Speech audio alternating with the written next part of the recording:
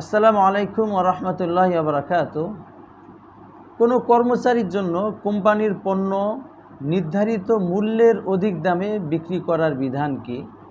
অর্থাৎ তিনি একজন কোম্পানির কর্মকর্তা, কোম্পানি যে দাম নির্দিষ্ট করে দিয়েছে তার থেকে তিনি 100 টাকা করে বেশি বিক্রি করছেন, এটা জায়েজ আছে কিনা?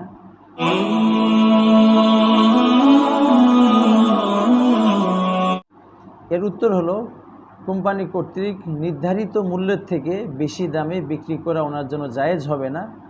যদি বেশি দামে বিক্রি করতে চায়, এটা কোম্পানির যিনি মালিক আছেন, যিনি পরিচালনা পর্ষদ আছেন বা যার এই অনুমতি দেওয়ার ক্ষমতা আছে, তার কাছ থেকে অনুমতি নিয়ে নিতে হবে। বর্তমান অনেক সরকারি কর্মকর্তা এবং কোম্পানির কর্মকর্তারা এই অসাধু ব্যবসা করছেন, যে কোম্পানির মাল তারা ইচ্ছা করে কৃত্রিম সংকট দেখিয়ে গায়ের মূল্য থেকেও বেশি দামে বিক্রি করেন এবং মাঝখানে লাভ্যাংশটা নিজেই রেখে দেন।